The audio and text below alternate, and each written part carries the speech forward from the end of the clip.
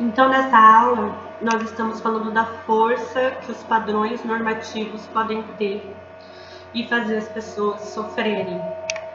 Quando eu estou falando de um padrão normativo, eu estou falando de um apego a uma ideia de normalidade, como se a normalidade fosse sinônimo de ser saudável, de ser feliz, afinal de contas eu sou normal. Só que essa ideia de que haveria uma forma normal e de que eu preciso me esforçar para corresponder ao normal, gera muito sofrimento.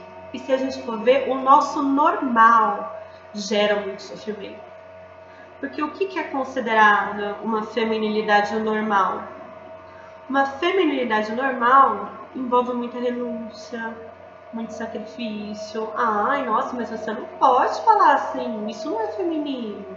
Ai, mas as mulheres são assim, elas colocam quem elas amam acima de tudo.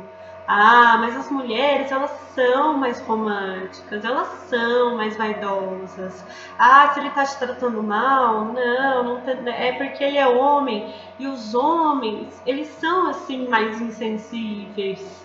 Os homens são mais frios, os homens são mais impulsivos, isso é natural. Né? Nós mulheres, nós somos mais generosas, mais compreensivas, isso é natural. Se a gente for ver, né, esse modelo de que a masculinidade natural é uma masculinidade que não demonstra sentimentos, é uma masculinidade que impõe suas vontades, é uma masculinidade que se expressa de uma forma rude, né? A gente percebe, inclusive, porque que é tão difícil para tantos homens procurar ajuda quando estão sofrendo, né? Porque não combina com o modelo de masculinidade normal. E porque é difícil para tantas mulheres dizerem não, eu não vou aceitar, né, sofrer violência, porque isso também não combina com a ideia de feminilidade como compreensão, como resignação, como aceitação.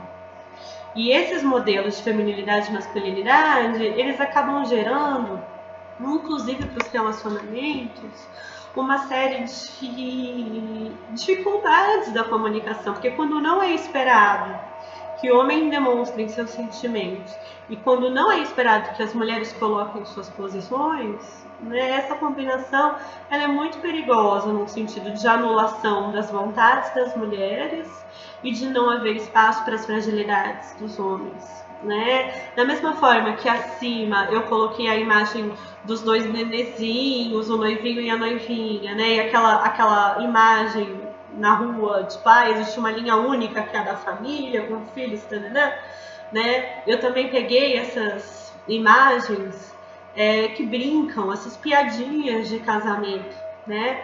Que afinal de contas, quem que naturalmente deseja o amor e naturalmente deseja o casamento? São as mulheres, porque as mulheres sonham com o amor romântico, sonham com a felicidade amorosa. Já os homens odeiam compromisso, não estão nem aí, eles querem mais é fugir, eles querem mais é aprontar. Homem que é homem, traição, tá no sangue, né? Olha como a gente naturaliza, né? Sendo que é um casamento saudável? Uma relação saudável não precisa ser um casamento. Um relacionamento saudável é que as pessoas possam estar lá ambas sendo reconhecidas nas suas escolhas, nos seus projetos, nas suas vozes, nas suas ideias, nos seus interesses, que eles possam compartilhar essa experiência. Estar em um relacionamento é ter uma experiência comum, um projeto comum. Só que a gente já faz uma ideia do casamento que as mulheres estariam lá por doação, né, estariam lá por esse sonho romântico, e os homens porque estão contrariando a natureza. E eu vou dizendo isso para a gente ir pensando quanto os nossos ideais de normalidade não estão muito bem, né? Nesse momento que pelo cuidado com a pandemia nós temos as recomendações de distanciamento social, a gente vê várias piadinhas circulando nas redes sociais de maridos que não aguentam as suas esposas, né? E se a gente for ver, As esposas em casa acabam sendo as maiores encarregadas pelos cuidados domésticos, as maiores encarregadas pelo cuidado com as crianças, as maiores encarregadas com cuidado com pessoas idosas, outras pessoas que precisam de alguma ajuda. E os homens são os maiores encarregados a fazer piadas de que as mulheres são chatas, de que as mulheres implicam com tudo, de ai, como é que eu vou sobreviver preso aqui. Gente, né? Se a gente não vê os relacionamentos como escolhas em que ambas as pessoas possam se dedicar para a escolha que elas fizeram e que ambas as pessoas possam participar para que a vida em comum possa ser uma vida positiva e saudável, que é o que a gente está chamando de normalidade, né? O normal é a mulher indo lá varrendo, passando pano, cozinhando, lavando a louça, trocando a fralda, e o homem, ai, meu futebol, minha cerveja. Essa é a normalidade que a gente está colocando como um modelo a ser seguido?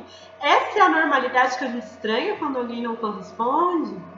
Então a gente percebe o quanto esses modelos de heteronormatividade, que pressupõem que todos serão heterossexuais e que ser heterossexual é a forma aceita e saudável, acaba alimentando uma posição de passividade em relação às mulheres e de dominação em relação aos homens, que é muito nociva para as mulheres, muito nociva para os homens, muito nociva para as relações.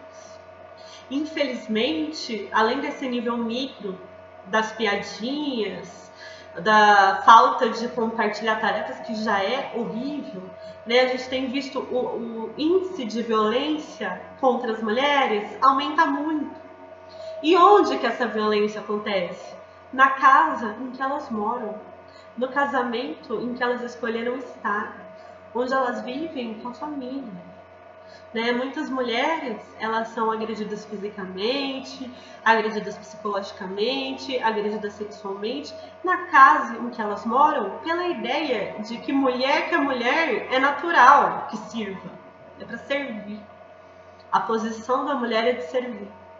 Né? E aí a gente precisa pensar criticamente sobre esse modelo de normalidade que nós temos do que é um casamento normal, do que é um homem normal, do que é uma mulher normal. Acho que a mulher normal é aquela que cuida de todo mundo e prioriza todo mundo que ela ama, e o homem normal é aquele, homem é assim mesmo, homem não sabe fazer essas coisas, homem não leva jeito. O que a gente tá chamando de normal?